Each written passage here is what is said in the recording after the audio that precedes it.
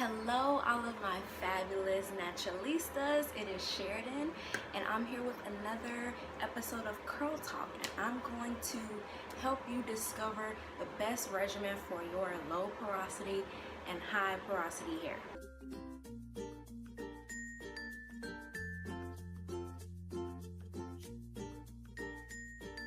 Now, if you're thinking that you're gonna come to this video and I'm gonna give you like a whole line of products or different brands that I suggest to use, or specific products that I personally use on my hair, that's not quite what this video is about, because it's not really gonna help you.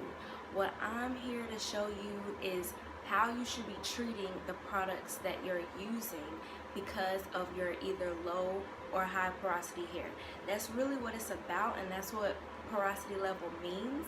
It just means how you should be using the products to get into your hair. It's how easily your hair absorbs moisture.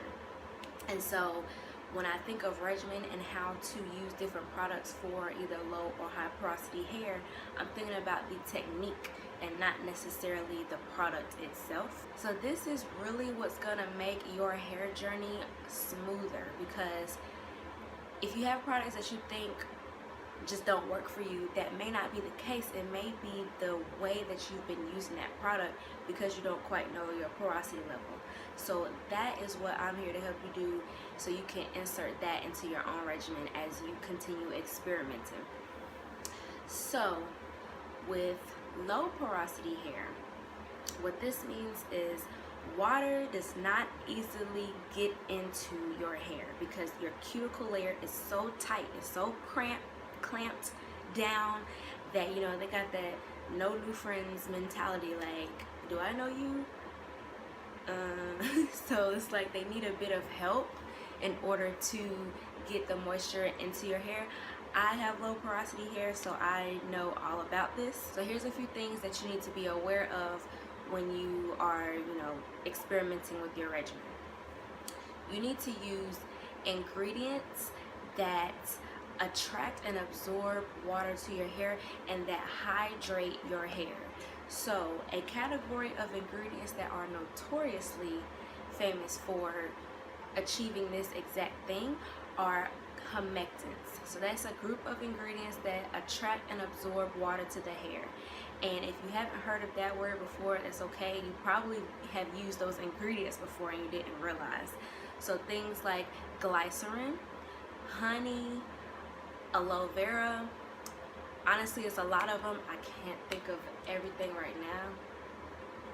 Those are the main ones that I use. Like I have honey right here, and that's a humectant, and it really helps to hydrate your hair and bring water to your hair so it can stay moisturized. So that's very important for low porosity hair because we need all the moisture we can get. Another thing that you need to do that'll help you in getting this moisture into your hair is steam. So this is what I also like to call like friendly heat, because we try to stay away from flat irons, hair dryers, and things like that. But steam really is there to help us because it allows the cuticle layers for low porosity hair to relax and to open up so the moisture can get in.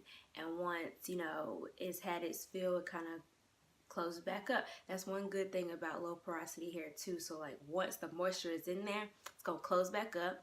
It's gonna lock that moisture in. So just using these techniques to assist in getting the moisture in your hair is really gonna help your hair journey and make your regimen like so much easier and less stressful. And then I wanted to add this tip, but I actually think this more so goes with your hair texture.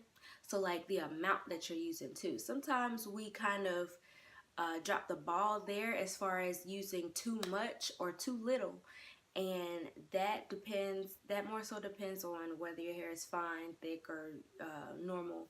But the amount that you're using could also have a lot to do with it too. So like I have fine hair and low porosity, so I don't need a whole lot. I may not need as much as my coarse, high porosity hair friend over here may need, because it's already hard enough to get moisture into the hair, and then my hair is fine. So I don't want product to just be sitting on top of my hair and not keeping it moisturized.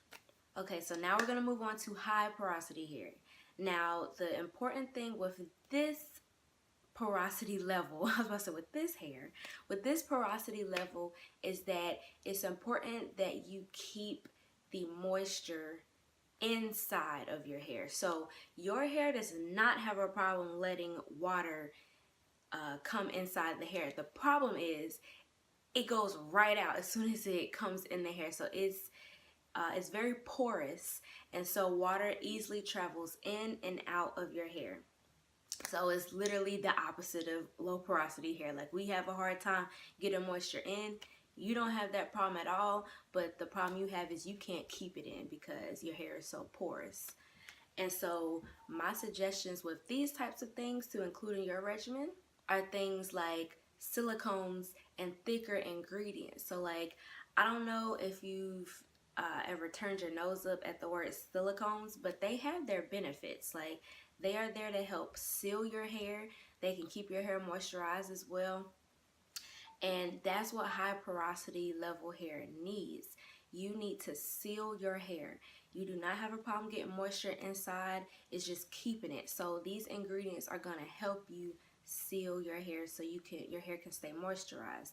So silicones, even like castor oil, shea butter oil, these are really thick ingredients that really help moisturize and seal.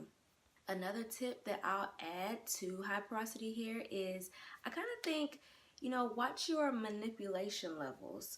Basically, like how much you're dealing with your hair, like how much your hands are involved in your hair.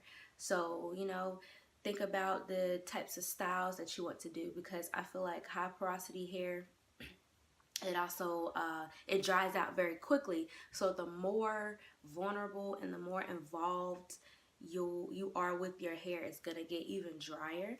So I think that that's always a good benefit for high porosity hair too, just kind of picking some styles where it's really low manipulation.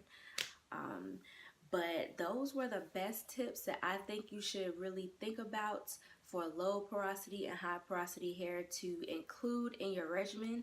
Like I said, it doesn't quite matter much what products you're using. That's the testing, the experimenting is supposed to be the fun part of it. The products are not supposed to be the stressful part. This is where you get to have fun and experiment with what you're investing in. But we have to make sure that you're using it in the right way in order for you to tell whether it's working or not. Medium porosity hair or medium porosity hair. You get the best of both worlds. Like I've said before, I suggest you borrow strategies from both sides, because you could be leaning more toward low porosity or leaning more toward high porosity. So I would take tips from both sides and incorporate in your hair so you can keep your hair moisturized as well. So those were my best tips that I had. Let me know in the comments how you're going to use it in your regimen and what your current regimen is, or how you're going to change or anything. Let's talk regimen, and I'll be back with another video.